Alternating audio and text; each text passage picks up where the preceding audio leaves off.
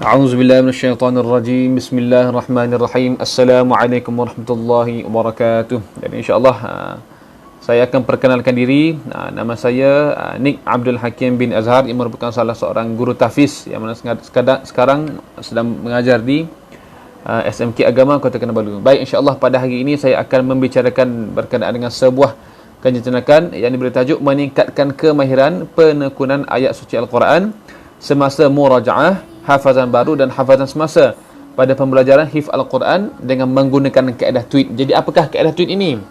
Okey, kaedah tweet ini adalah singkatan kepada tasmi' with teammate.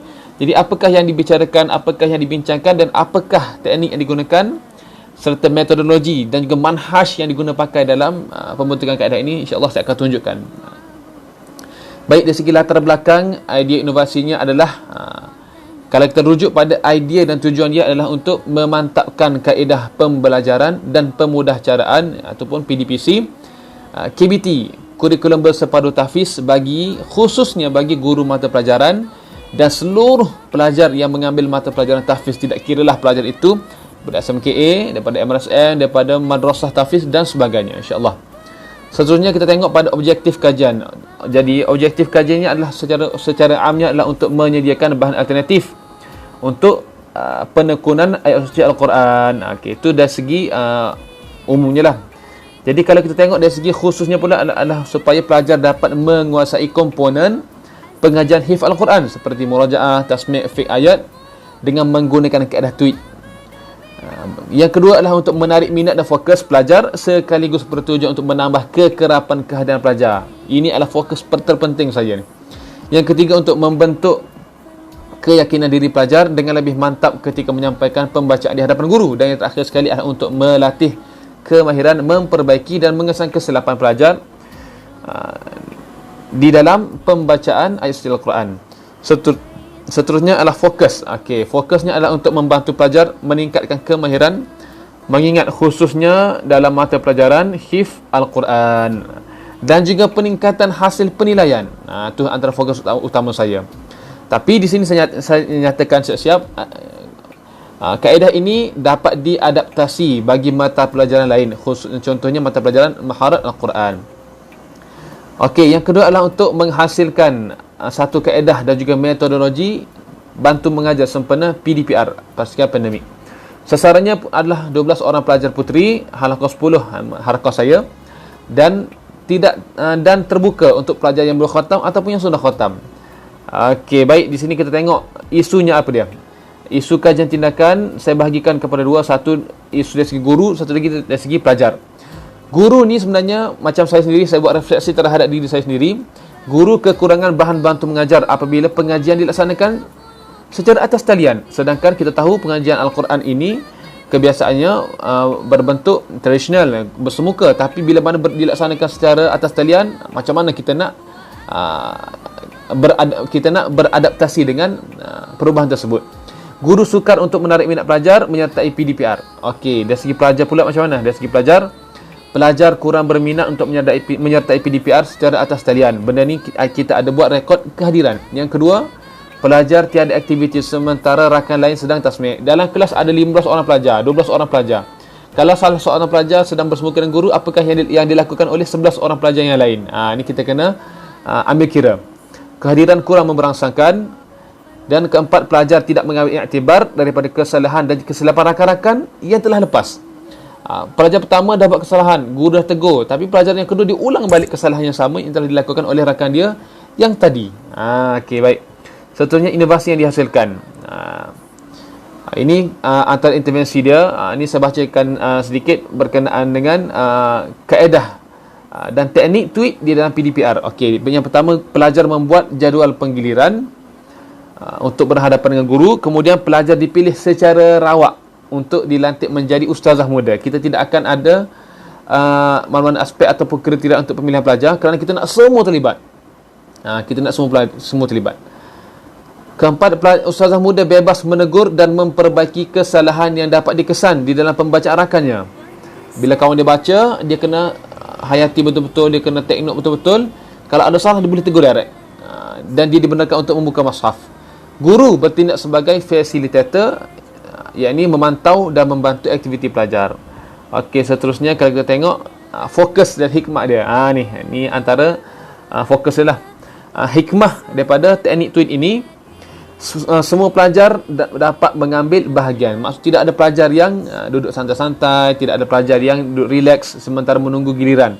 Pelajar dapat mengambil iktibar daripada kesalahan dan kesilapan rakan-rakannya yang sebelum dia.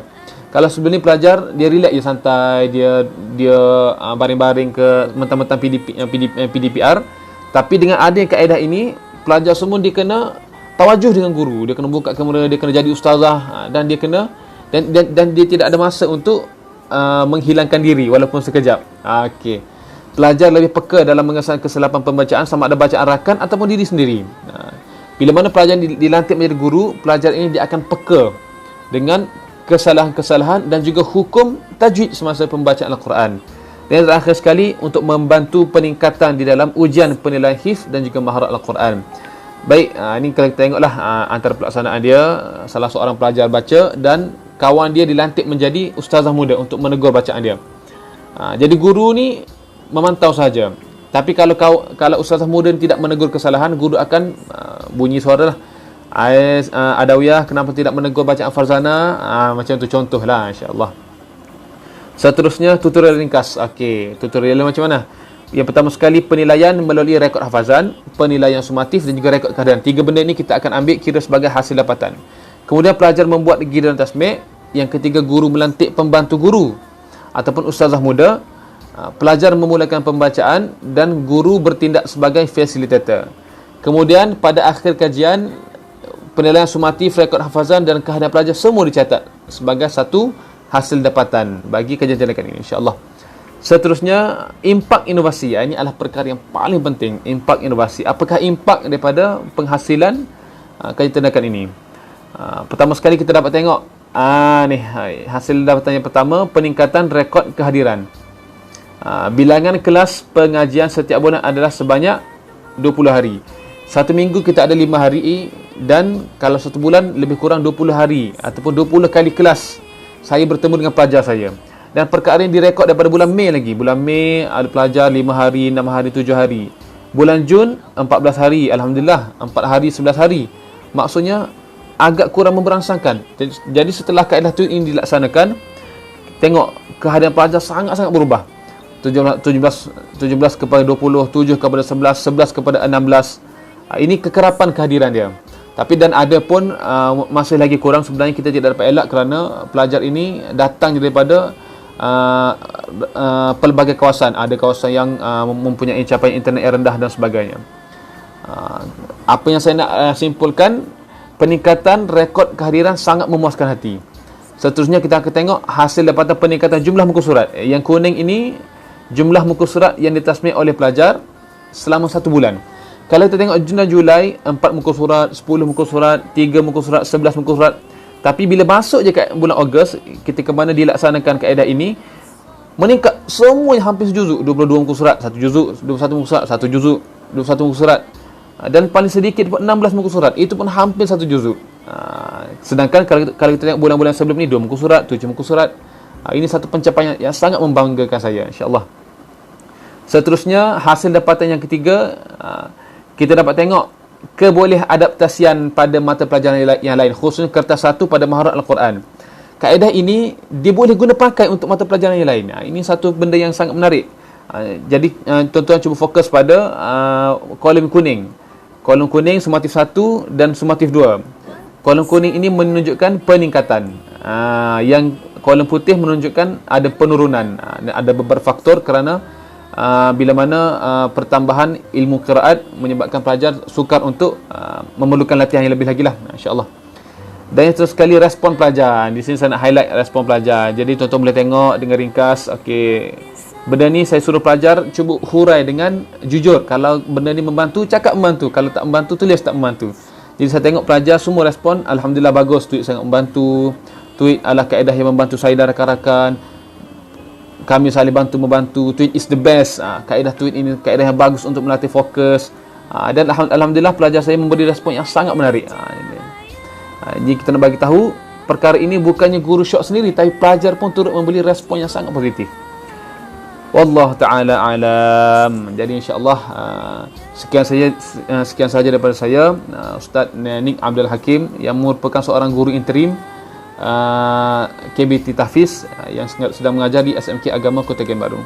Wallahu taala alam. Aqulu qawli hadza astaghfirullahal azim li wa lakum. Assalamualaikum warahmatullahi wabarakatuh.